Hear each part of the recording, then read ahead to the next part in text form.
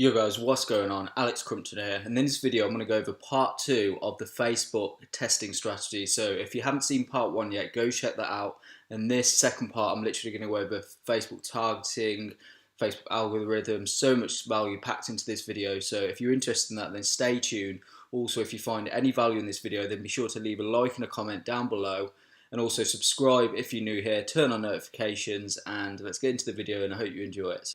So there's literally so much value packed into this, it's insane. We're going over, so it's the Facebook testing strategy part 2. We're going like Facebook targeting, the campaign structure, good bad product versus a bad product, Facebook targeting breakdown, how to split test, how to find profitable ad sets. We're going into my ads manager, talk exactly how I break down my campaigns and ad sets and to the ad level and everything like that.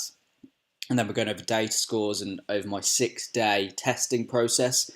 So how I'm able to test products and start broadly and then condense it down to just a few ad sets which I identify as a winner. So we're going over the key metrics that I look for. And then this bit, which is I think is the most important part, is understanding how Facebook algorithm works. We're going to be talking about how to get it to optimize as quickly as possible so you're able to consistently get sales consistently without kind of your ad sets dying after a few days. So I talk specifically about that. I know there's a problem that a lot of people are having, so if you're interested in all this, then make sure you stay tuned. Okay, so Facebook targeting done properly, there's literally no secret formula at all. You've literally just got to test loads of different angles, different audiences within a given niche. At least 5 ad sets, super important per product, and I've said this before but I can't stress this enough, particularly in Q4 now. CPMs are going to be high. You've got to find those profitable pockets of audiences that you can scale into. I see loads of people that are literally just testing 1 or 2 different ad sets for a product and then saying, oh, it's not a winner. But I can guarantee that if they'd have tested more ad sets, like at least 5, preferably even 10, then they would have found something more profitable that they could scale into. And remember, a winning product is never a winning product if you don't hit the right audience. So I see a lot of people, they'll be great at product research, they're bringing in winning products that are winning products for other stores, but when they go to test them, they're not able to find anything profitable. And the reason being is they're not testing enough different angles within the audience or the market for that particular niche. So you've got to test loads of different audiences to give yourself the best possible chance of finding something that's profitable and that you can scale into, build pixel data, and then scale horizontally and vertically from there. So you know how it feels. You see stores that are absolutely killing it with a given product. Let's say it's, I don't know, like some kitchen product. They're getting like thousands and thousands of shares, likes, comments. Their ads going viral. You can see people are commenting, say they want to buy it and things like that. So you think, oh, this must be a winning product, therefore when I test it, it's going to be a winning product. But you go ahead and test it and it completely flops. This is such a common thing, and the reason being is that you haven't found the right audience. You haven't got a product audience match, whereby you've sent the product to the right audience for it to generate sales, and you can reinvest that money back into funding that campaign and scaling from there. Okay, so in this slide I'm going to show you an example of a good product versus a bad product, and I'm going to go over why it's good and why it's bad. So I've just done a little bit of product research. I only spent like 5 minutes to find what I thought could potentially be a winning product. So what I've got here is this kind of like dog lead which you attach around your waist. So it's a hands-free dog lead. So this will be for people who go out running and things like that and want to take their dog but don't want to have to hold a lead. So this is an example of a good product, and the reason it's a good product is it has a unique selling point. It's something different. You wouldn't normally see this at your everyday store. It solves a problem, it serves a purpose, and you can also easily identify kind of what the key market is for this product.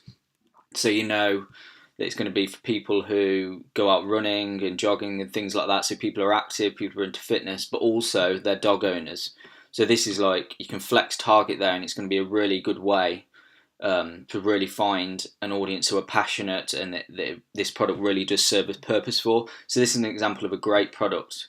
So you always need to be seeking out products which genuinely solve a problem. The reason being is that if you're promoting on Facebook ads, then what you're trying to trigger is what's known as an impulse purchase. So it's intrusive marketing where you're sending ads onto someone's feed. They're not necessarily looking for the product, but you need to give them a reason as to why they want to purchase the product. And the way to do that is seek out problem-solving products that can solve a problem for a passionate audience. So here's an example of a bad product. So you should never try and sell products like this on Facebook ads because your chances of being successful are extremely low. So this is just a normal everyday backpack. It doesn't really solve a particular problem. It's a very general product. You could probably find this in your local store. People who are going to buy this product will be searching for it. So they'll be searching it for it on Google and Amazon and places like that. It's unlikely that you're going to be able to send an ad to someone's newsfeed and stimulate an impulse purchase with something like this, because even if they look at the product and think, oh, I like that, they're probably going to think, oh, I'll go to Google and find it elsewhere, or there's loads of different types of this, I've seen this loads before. But a product like this, it's quite unique, it solves a problem, and that you can really kind of emphasize that in your ad copy, your creative, your product descriptions, so you can make the consumer think, okay, I'm going to buy this product, I need it, it's going to solve a problem for me. So that's an example of the sort of product that you should be testing, and these products you should avoid testing, particularly if you're running Facebook ads from a general store. Okay, so now we're going to go over the Facebook targeting breakdown and how I kind of develop my targeting strategy for this particular product that we was talking about earlier. So the hands-free dog lead. So the obvious thing is that only dog owners are going to purchase this product. So the key markets that I've identified here are dog owners and people who are into running, so runners. And the reason I've underlined dog owners is that no matter how much you are into running, if you don't own a dog, then this particular item isn't going to be useful to you. So these two markets need to be flexed together in order to find the right pocket of people that are going to want to buy this product. So people are passionate about running, but they also must be dog owners in order for them to buy this product and find value in this product. So what I'll do is do a quick Google search for the following within the running niche. So I'd find things like magazines, influencers, brands, websites, blogs, and stuff like that. And I wouldn't take too long on this, probably 5-10 minutes max, to see what comes up in Google and note down a few different keywords. And then what I'd do, I'm going to build a list such as like Runner's World, Salomon, and things like that to do with running. And then I'll go onto the my ads manager, and then I'd look to see what Facebook suggests that are similar to this, and then I'd break down and test different variations of audiences within this niche who potentially might buy this product. So in a minute we're going to go into my ads manager. I've created a little test account for this, so you can see exactly how I'm going to break down my targeting across different ad sets within a campaign to give yourself the best possible chance of finding a profitable audience for who may buy this product. Okay, so we've come into my ads manager now, and we're going to talk about how to structure your campaigns and test many different ad sets to find that profitable one or two that you can scale into. So at the campaign level, we've chose the conversion objective.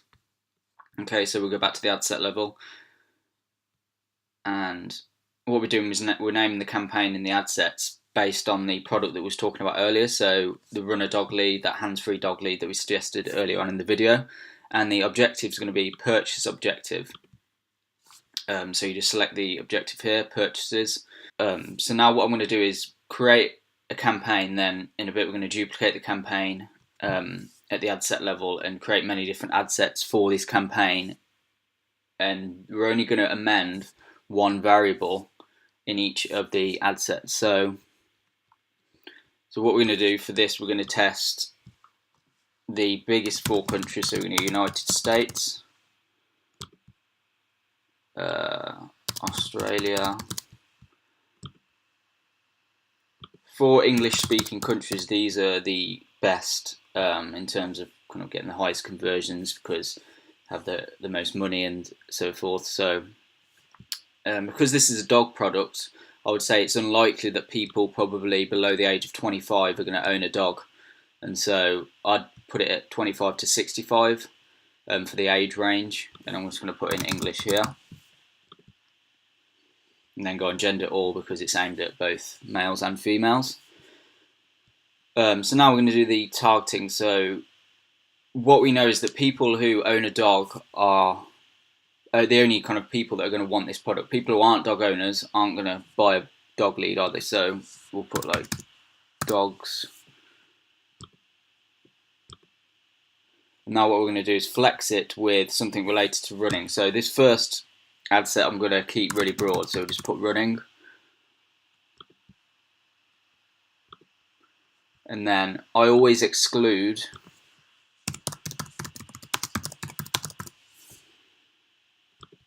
Facebook page admins. The reason being is that this will prevent your ads from being served to people who own businesses and who, in particular, dropshipping businesses. Because the people that are likely to buy from Facebook ads aren't like entrepreneurial sort of people. They're not the sort of people that would have their own Facebook pages. So I exclude this, and obviously for the main reason is that it will prevent your ad from being served to other dropshippers. Take this off, the expand interest, you don't want that. So as you can see, the potential reach is 16 million, which is quite high. So this is going to be one of my broad ad sets. And once I create more ad sets, I'll go more specific. But ideally, you don't want the audience sizes to be less than 1 million. You want to keep it quite broad, particularly for a product like this, which has a broad kind of mass appeal. So we'll go on edit placements. I'll go with right column and obviously feeds. You can go kind of instant articles. But I personally get the best results with feeds and right column when running a purchase objective campaign. And then you want to go only when connected to Wi-Fi. So you don't want to serve your ads to people that are out shopping or kind of out with their friends who are using 3G or 4G, because they're not likely to make a purchase, particularly not an impulse purchase at that time. So you want people who are at home or in an office or something in a kind of environment where they're likely to be able to make a purchase, and that's going to be when they're connected to Wi-Fi. So the daily budget, do 10 ad sets at $6 a day, so that works out at about £4.50 GBP per day. And then you want to set a start date and end date, and you want to do it at midnight. So let's say we're going to launch on Friday, which is tomorrow, at midnight. So you just put 00, and that would start your campaign at the very start of the day, so it gives you the full 24-hour window in which to serve your ads to. So we'll just put the end date as something far away, and then you'll keep it at the ad delivery. You want to keep it conversions, and then this I'll do 1 day after clicking. So a lot of people get confused with what this conversion window is. Basically, what you're telling Facebook is to serve your ads to people who are likely to take action quickly. They're likely to convert as quickly as possible after clicking on your ad. Whereas if you choose the 7-day window, what you're telling Facebook to do is serve your ad to people who are likely to make a purchase within 7 days after clicking on your ad. So there'll be people who kind of are a bit more kind of restricted to whether or not they make a purchase, whereas this will serve your ad to people who are likely to impulse purchase, which is what you want. Okay, so because we've done running as one of our interests, we're just going to amend the ad set name so we can identify it among our other ad sets that we're going to create. We'll just put running there so we know the interest that it's been targeted at. So now we can click continue. Okay, so we're on the ad level now. We're going to create the ad using a satellite Facebook page, and then we'll launch the campaign. Then we're going to duplicate the campaign. So we'll just copy and paste whatever we call the ad set. So the runner dog lead, optimize for purchases, and the running interest. So that's what we're going to call the ad. And then the Facebook page that we're going to use, I've just made an example Facebook page because for obvious reasons I don't want to share my Facebook pages on here. So if we go and select a post, I've just created an example advert for that product. Okay, so here's the ad set that we've just created, so the dog runner lead purchases ad set. So what we're going to do is duplicate this ad set within the campaign. So we've selected the campaign, now we're going to duplicate this ad set 10 times and test multiple different audiences. So turn that off. So you want existing campaign, and you want to put it onto 10 different copies and just click duplicate. And what this will do is make 10 exact copies of that, and then we're just going to go into each ad set within the campaign and basically amend each one. So the only factor that we're going to change here is the targeting. All of the budget, the countries, locations, and the schedule and everything will remain the same. The objective, and everything will also remain the same. So this is the first copy. So we'll literally, here's the campaign, here's at the campaign level the run a dog lead purchase, and here's an ad set within that campaign, and here's the ad within that ad set. So here we've got the 10 different ad sets within the campaign. So we're going to click on at the ad set level, and the only thing we're going to amend is the targeting. So we'll remove the running and we'll put something else, like we'll put back in running and then see what comes up in suggested. So go on suggested, and then so that could be a good one, running club. So that's like kind of a fan thing or something. See what the audience size is. 210,000, that's a bit small, so we'll put Runner's World. So that's 1.2 million, so that'll be another ad set that I'll test. I literally just, there's no real secret formula, you just kind of work through and just test loads of different ad sets with all the suggestions that you get given by Facebook. So what I'll do is then I'll amend the name, rather than copy, I'll put Runner's World /club, so I can identify that ad set, and then I'll just move on to the next one like that. So this is the next ad set. We'll do the same again, see what suggested come up. So I'll put like half marathon could be a good one.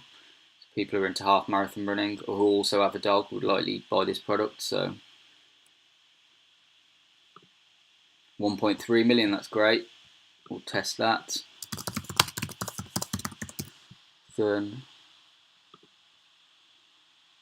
And then next ad set.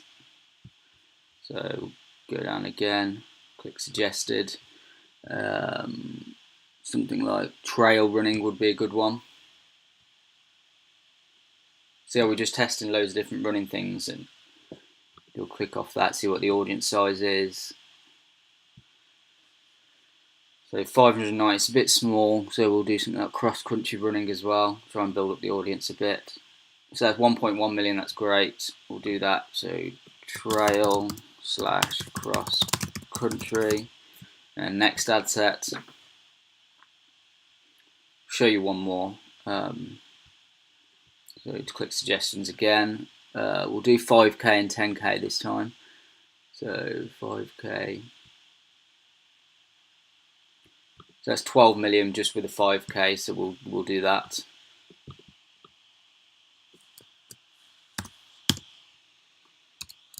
And you literally just work down the list, selecting each individual ad set, and then choosing an interest based on what Facebook serves you as a suggested interest. The suggested interests are there for a reason. They are kind of good audiences that you can use. And I see a lot of people that go into like their audience insights and spend hours and hours analysing different things, different Facebook pages, but you really don't need to do that. It's just about testing. You don't know what's going to work. There's no secret formula. You just have to test multiple different angles. So you literally just work through this list and build up your ad sets, and then you'll go in and publish them all. Okay, so as you can see now, we've created all our ad sets within the campaign. So we've got one campaign and 10 different ad sets for that campaign that we're testing different interests with. So as you can see, we've got like Ironman triathlon, road running, physical fitness, physical exercise. Got some brands down here, Nike Plus, like Solomon. Got 5k runners, trail and cross country runners, marathon runners, people who like kind of like Runners Club and World and stuff like that. So with the audience like kind of potential is huge here, and all these are flexed with people who like dogs. So we're going to be launching our ads to people who are likely to own a dog, and also people who are passionate about running, because this is what this kind of hands-free dog lead is aimed at. And then from here, we will literally just analyse the data that we get after 24 hours to see which ones to scale, which ones to carry on running, which ones to kill. So in the next slides, I'm going to show you the data scores that I look for to determine which one of these or which few of these am I going to potentially scale. So stay tuned for that. Okay, so now that you've seen my targeting and you know how I structure my campaigns and ad sets, etc., to find a profitable audience, I'm going to show you now the data scores in which I look for throughout my whole 6-day testing process in order for you to know when to kill an ad, when to scale, and so forth. So let's say we launch on a Sunday. We're going to be launching at midnight, and we're going to be in product 1. So let's say the dog lead that we've been talking about in this video is product 1. So we're doing 10 different ad sets for that particular product. And so what I'll do is I'll launch the campaign with 10 different ad sets and leave it for 24 hours. So I won't touch anything, I won't kind of worry, I won't constantly check my ads manager or anything like that. I'll just let it run for 24 hours, let the ads manager build up some data in which I can analyse after the 24-hour period to know what ad sets to kill and what ad sets to continue scaling. So what I'll do is I'll look at the ad sets and I'll kill the lowest performing ad sets. So ad sets with 0 sales, that's important that they have 0 sales and they're in the bottom 70% of number of landing page views for that particular ad set. So let's say I have 10 ad sets, 2 of which have a couple of sales on, so they will definitely progress to the next day because they have sales.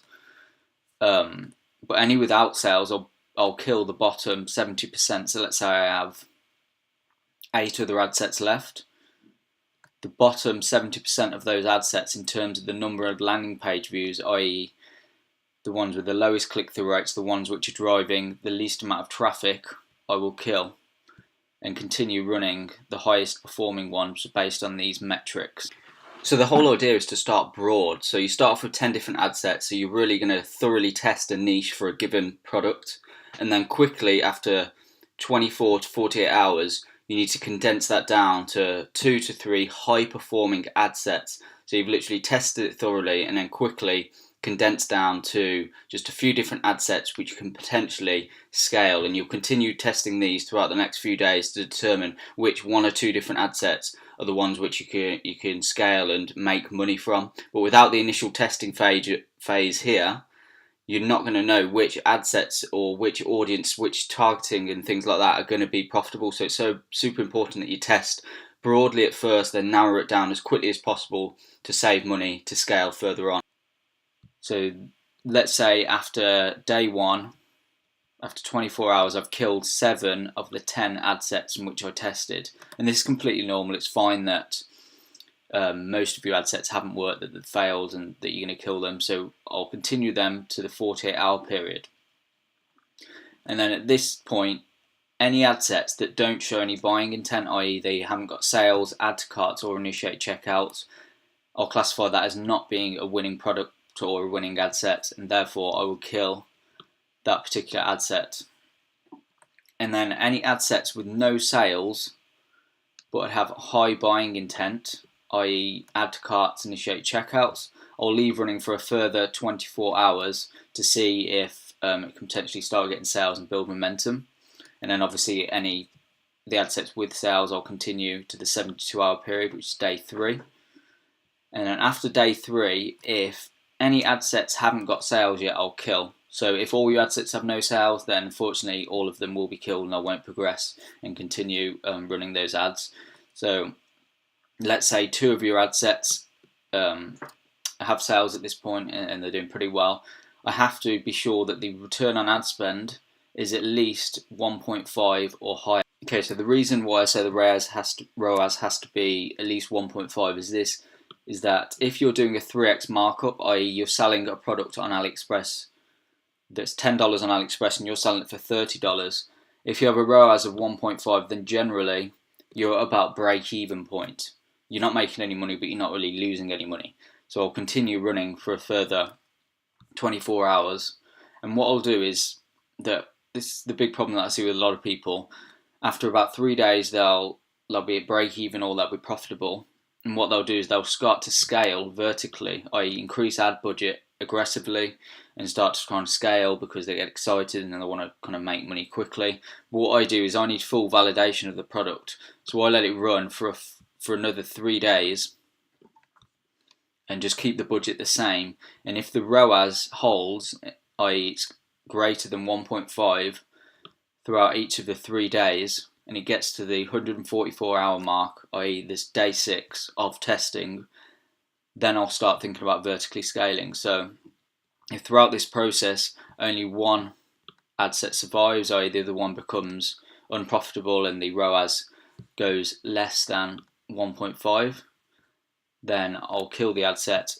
And if it can get to day 6 and return on ad spend is greater than 1.5, and this is just kind of cold traffic running a purchase campaign, no upsells or anything, just using the product that we're testing, if it can hold a ROAS of 1.5 or greater, then I identify that as being a winning product, and then I'll look at scaling vertically, horizontally, but I'll go over that more in another video.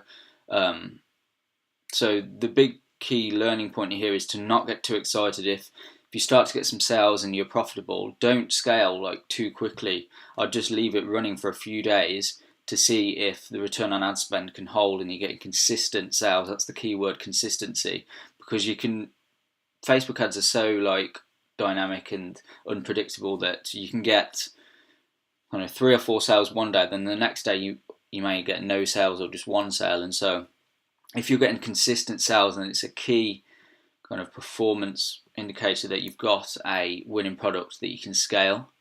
So just bear that in mind. Okay, so calculating scaling budgets. This is really important to know how to scale properly and how to get Facebook's algorithm to optimize in your favor so you can continue to get consistent purchases and therefore be able to scale for longer. So you'll be running a purchase objective campaign. What you want to look for is what is your average cost per purchase throughout that 6-day testing process. So let's say you get one ad set that progresses to day 6 and you've been getting consistent purchases every day. What you want to look at within your ads manager is what is the average cost per purchase. So let's say your average cost per purchase is $12.